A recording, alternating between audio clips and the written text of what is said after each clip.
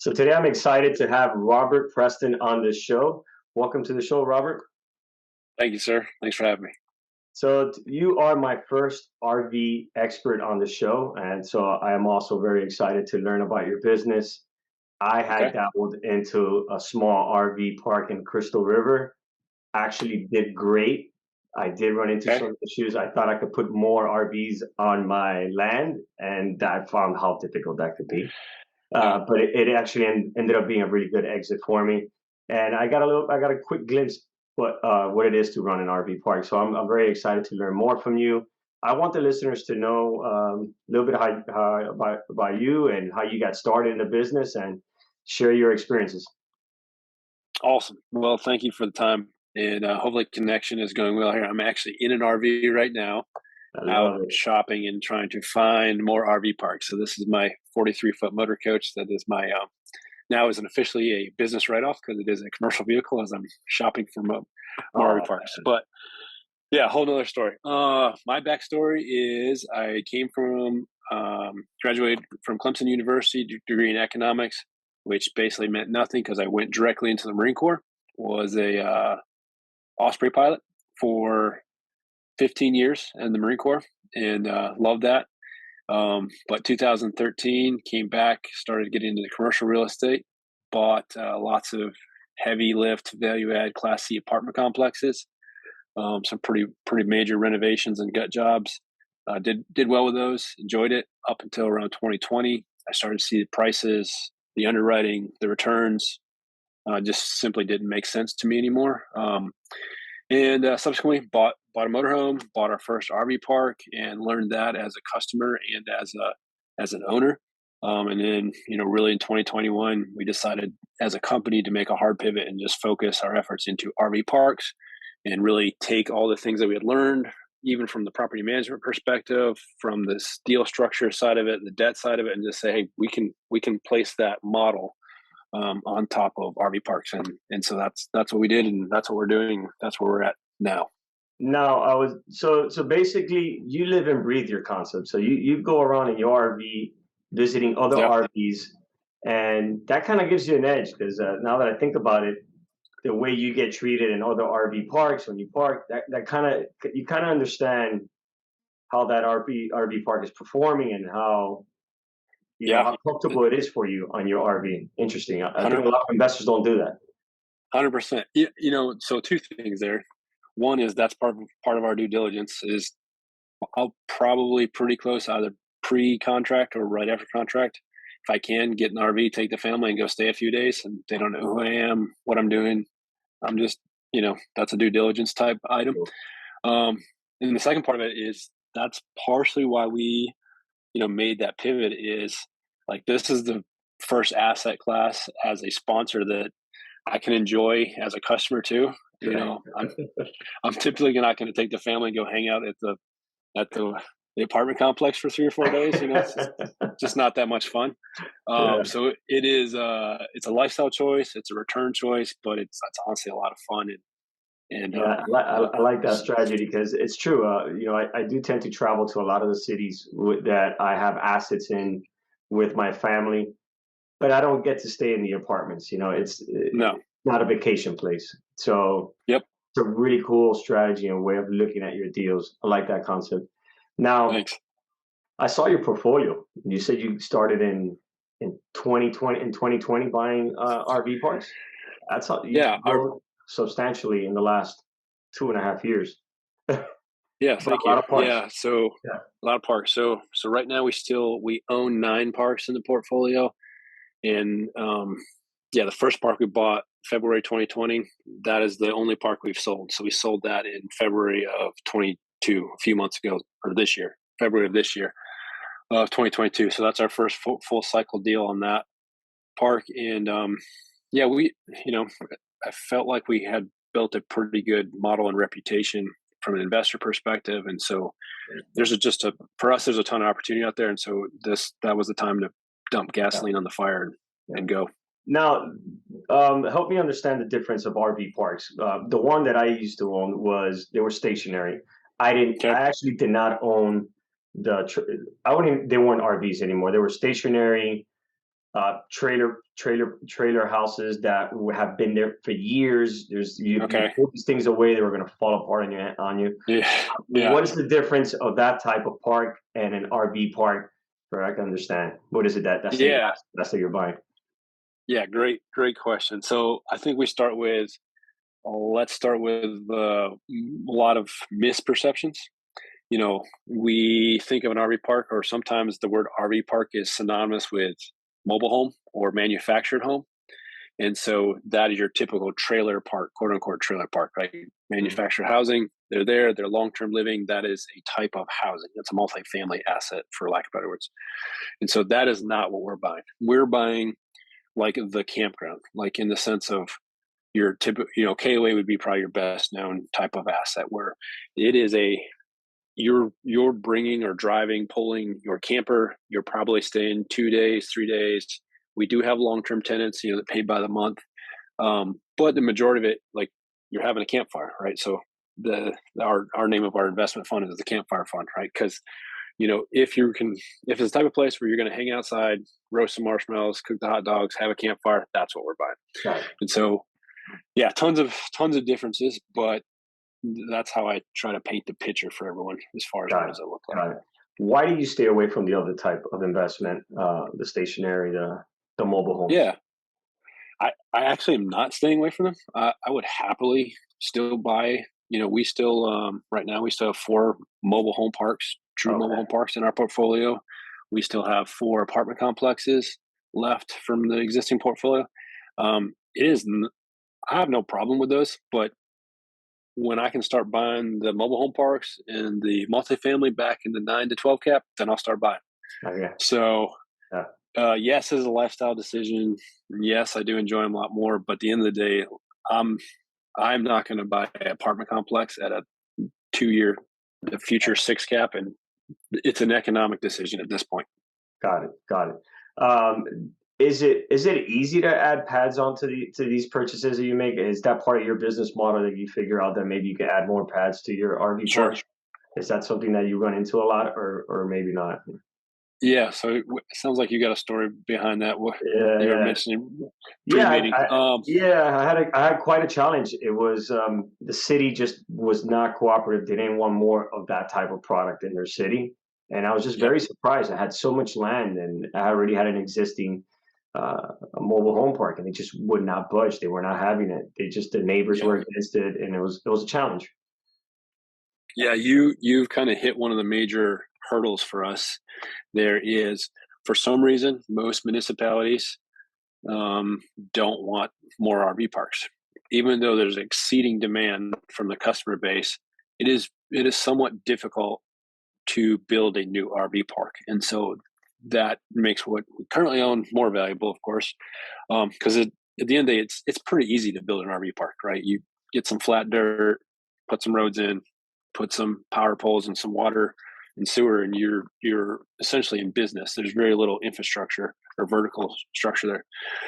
So going back to answer your question, yes, absolutely. That's something we look for and try to do. And a lot of that is driven county to county, state to state. And so, for instance, we have some property up in North Alabama. We it's 40 acres, and most of it is we're probably using 15 of the acres. And that county is Wow. very development friendly. And so we're just finishing up. We're building 20 pads, and we're adding 20 sites. Sorry, it's a 90 site place. We're adding 20 sites right now.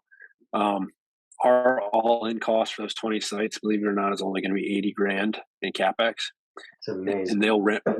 Yeah, and they rent for 550 a month a piece. Oh, So geez, God, it's that's it's great. less than a year return on that capex, That's and then amazing. not. Yeah, so Now, that is when you add a yeah. pad, are you adding any sewer, any water lines, or electrical meter? What Mhm. exactly goes into just? I'm trying to envision it. I can see you adding a Sure. road and a concrete pad, or is Yep. it gravel? Is it a concrete or? Again, it depends on the site. This particular one is rock road, rock Wow. pads and sites. And then, yes, they're full hookups. So you got your pedestal, 30, 50 amp, 110 pedestal for the power, city water on that one. And that one is septic systems. So we put in septic systems. So that is, I will admit, that is well below the average cost of a site, but we were able to pull that one off. There. Yeah. Are you allowed to run multiple pads on one septic system, or just one per pad? Yeah. Oh, that's so much savings. Yeah. So again, every county, state has different engineering parameters, but this one is actually how it actually works is there's 2 commercial size septic systems, and so that actually handles 10 and 10, so our 20 sites, and via small normal lift stations. I don't want to go into too much of the details, but Yeah. Pretty easy actually.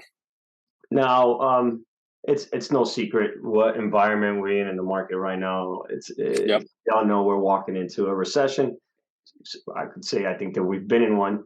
Yep. I think there's a lag in all the interest rates hikes that's going on right now. Everything that's happening today, I think we'll see in a couple months in the future. How do you expect your asset to perform? And I would like to know both assets, like the mobile home parks and the RV parks. What are your expectations, and what are you already seeing? Sure. That's gonna be a long question. So, or a long answer. So when Jeremy and I, co-founders of Climb Capital, when we started out investing in commercial real estate, one of our benchmarks and thesis was to invest into the workforce housing component of it. And the logic there is no matter what the economy is, there's always a demand for that economical living option. And so as we went into RV parks, that still fits the bill. Like, it is still the cheapest way to vacation. If we have to make a hard pivot in a really bad economy, we can turn it into essentially a mobile home park where everyone lives there, and it becomes a form of workforce housing. And so the demand is very high for that in a recession. And so we pulled some data and looked back at the 08, 09 area, and it was really interesting. The manufacturers of RVs essentially went to zero, right? Those guys took a licking from the sales perspective of dealerships. And the RV parks, the occupancy went up, and the prices and rates still went up during that time period. And because it is essentially, if you think about it, as the economy compresses from a living, even from a vacation perspective, it is still one of the most economical ways to vacation or live. And so that's very interesting data for us. We looked at that, and then we look at what is happening right now. Even this summer, gas prices is a common question. What happened when gas prices went to $5.50, $6 a gallon for diesel? We found out that our occupancy stayed the same, and however, we had a lot of cancellations. And what happened was, as we looked at the demographics, essentially, right? People who are around the 750 mile plus range that are traveling to the park canceled. And then we were quickly rebooked by people who were traveling about 250 miles or less from a local city. And so, as an example, a lot of our parks are in the Southeast, Florida, Alabama, Nashville. We would have cancellations from the Minnesota to North Dakota range, and then rebook from Birmingham and Huntsville. And so at the end of the day, it had really no net effect on us for our revenue. I'm kind of mumbling along here and saying a lot of stuff. It makes a lot of sense what you're saying. So yeah, every market had a different effect on what's happening. Correct. At the end of the day, we feel like, and it's proven true so far, it proved true at 08, 09, that essentially, I hate to say it, but we honestly feel like this is it's really hard to lose on a RV park if you buy the right park in the right location. In a great economy over the last few years, there's a tons of retail customer. The overnight rates have gone up significantly from the nightly rate. The vacationers, the sales are booming from the product side of it. And then in the recession, it becomes, again, just a very high demand, cheapest way to travel, cheapest way to vacation, cheapest place to live. So you mentioned something, location. So when it comes to location, what are the things that you're looking for, and what are the deal breakers for you? And yeah, I've seen some. I live in Miami, but I've traveled all throughout Florida. I see that you do have some assets in Florida. Yep. I'm not familiar with the locations that you are in Florida, but what are the items that are deal breakers for you? It's too close to something, or it's not, or Yep. what? Give me an idea so that I can understand what you're looking at. Yeah, great question. And so our deal breakers, let's start there. It's pretty easy. If a park cannot be or is not being run year round, right, that they're out for us. And so what that practically means is pretty much anything north of the freezing line. Um, and a great example I would use is like Wyoming. Phenomenal. I love that place. It's absolutely beautiful. Some of the best RVing in the world, and I would love to own a park out there. But it's only usable for 6-7 months out of the year. So that has obviously an economic problem, and really it's a staffing problem. If I have great property managers and great staff, then and I have to lay them off, they're going to find a different job, and I got to start that process over and over again. So for us, the parks have to be open year round, which practically means the Sun Belt.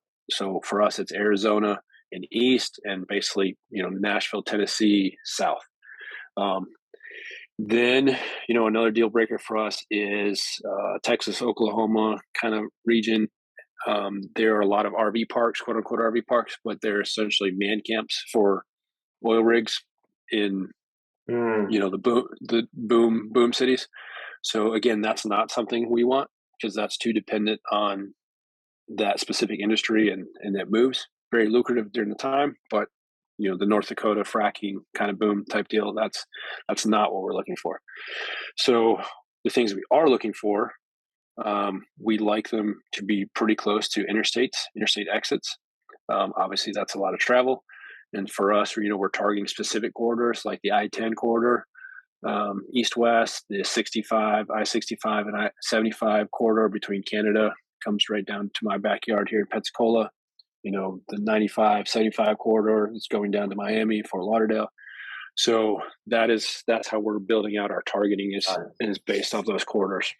When it comes to amenities, wh- what type of amenities are you adding, or which ones are you staying away from? Like Yeah, I know when I've seen some RV parks, some of them have pools, some of them have yeah, lakes and things like that that really are attractive. Give me an example of amenities for you sure. that it's a must that if you don't have it, you're working to put one on. Water is always like, as an apartment complex owner, I hated pools, right? I didn't want a pool. I wanted to find something without pools. I don't want to be close to water. I don't, Yeah, like I don't want to do yeah. flooding. But for an RV park, like water is just a natural human attraction. And so, ideally something with a natural water feature, a pond, lake, stream, river, beachfront, etc. And then if not, we put a pool in, or we do both, right? So those are by far the best attraction amenities. Um, Believe it or not, Wi-Fi is now maybe even number one amenity, if not Oh, really yeah. close to that. So we, one of the first things we'll go in and do is put some really good Wi-Fi. So typically, we're trying to get all of our parks to a gigabyte upload, download. I'm not the tech guy, but Yeah, we're we're, got it. we're pulling that in because the demographic of traveler now expects that. We have a lot of work campers. We got a lot of younger people who live in. That's a lifestyle choice. So those are the two target amenities. Is that an extra fee or it's just part of the amenity? Eventually it becomes monetized. Um, so one park that we've rolled out so far, basically, it's free Wi-Fi for standard type. Again, I'm not a tech guy, but emails, text messages, work stuff. If you want to start streaming or gaming, etc., then you can buy the package by the day, by the week, or by the month. And that at that 100 site park, that's actually generating about $600 a month in revenue on that Nice. on Nice. that upcharge of the high speed. Nice. Got it. Now, how hard, or maybe it's easy, is the financing for an RV park? I could tell you my experience was very difficult for a mobile home park. Okay. Extremely difficult. I got a quick reality check on how that market works. Yeah. Kind of, how do you buy these deals, leverage with loans, cash? Tell me a little bit how you structure your deals. Yeah. So, as you alluded to, it is sort of the Wild West as compared to your typical multifamily deal, right? There is no Fannie Mae, there's no Freddie Mac, there's no institutional non-recourse, sign it up and forget it type deal. So, so typically, right, we are probably leveraged around the 70% mark. 65 to 70% is what we're leveraging most of the time. The sources of this debt varies. I've got a credit union, I've got local banks, I've got another fund to fund, a debt fund. I've got a private equity company, CNBS, SBA. So you got to be pretty flexible. You got to be on your toes, and you got to be always moving and shopping and thinking on the debt side of it, because it is a non-conforming asset for the most part. It is relatively new to most lenders. That is changing quickly. It's getting better, but at this point, it has a lot to do with your reputation, salesmanship. Being able to show a portfolio of success is a big thing. And I would add, we talk about like as sponsors, skin in the game, and for RV parks, like typically I'm still personally guaranteeing. Me and Jeremy are personally guaranteeing the debt on these parks, and so talk about skin in the game when you've got $40 million worth of debt. So yeah, it's a big responsibility. So now, just so if you're a listener, if the listeners out there listening to you, what's your advice? They want to get into investing into RV parks, or they want to be active investors, or they don't want to be active, they want to be passive. Give me a little bit of feedback on what your opinion is about being active or being just being quiet investor and investing with you in your company. Give me a little bit of feedback on that. Yeah, of course. Well, I'd love to shamelessly pitch, us and our fund, Climb Capital, in the Campfire Fund. So that's for your limited partner, don't want to be active, don't want the hassle and stuff. So I'd love to talk to you about that, or start that conversation. For the active investor, I would say you kind of have two options essentially if you want to get an RV park, and to be able to do it, you'll probably have to buy your first park and owner operate it, live at the park for your first park, or you'll have to joint venture partner with someone else who has that experience, and that is both from just a purely experience level to be able to execute, and you will be very hard pressed to find any lender or debt that will give it to you if you're not 100% in as the owner operator. And then thirdly, we talked about this a little bit pre-show. One of the huge barrier to entries into RV park investing is that there's little to no third-party management options. So your apartment complex, you can go hire someone, hire a company, they run it, you pay the fees and bill. That doesn't exist for RV parks from a doable scale. So you either have to run it yourself or have your own property management company to run it. Got it. Is there a minimal pad amount that you stay away from? Like, for example, us in SCR Apartment Capital, I need to have enough doors that could cover my full-time manager and my full-time maintenance man. If I can't cover that, I might still buy the asset, but it'll be a quick flip. It won't be something I want to hold on to. Do you underwrite that way in your business, or? Yep, exactly. We had the exact same principle with our apartments, and we just applied it to RV parks. So the site count is entirely based off the revenue. Do I have enough revenue to have full-time payroll? Okay. Yeah, that makes sense. To put a number to it, typically that's in the very similar to apartments. Actually, that's typically in the 75 to 100 unit plus site plus. If I want to invest with you, what is my typical average return or expectations, and what is the minimal amount that I could invest with you in your company? Just I want the listeners to know that.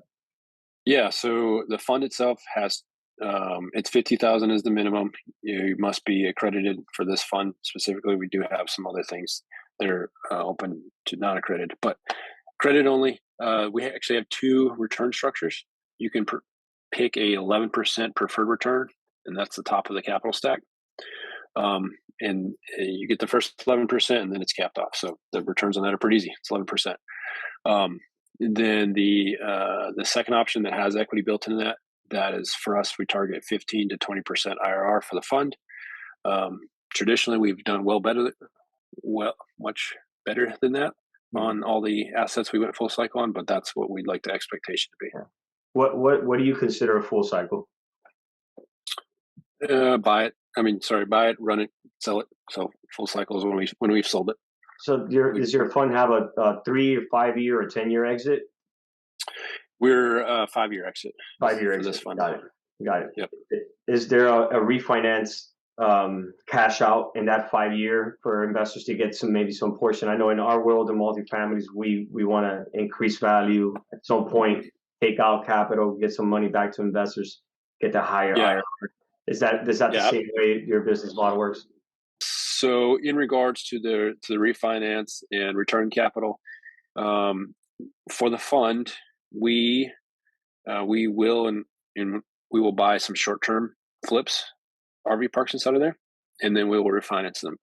And so in that first 3 years, we have the option to reinvest that capital to buy more parks. After the 3-year mark, once we begin to refinance or sell, then that's return of capital back to you. So my entire goal is to make sure that, at the 5-year mark, I've returned all the capital back to the investors. That does not necessarily mean that hopefully we still own a bunch of assets that are now perpetual returns for us. And so very similar model to what you mentioned. Robert, it's been, you've given me a crash course about RV parks. I love it. It's awesome. I'm really excited about it.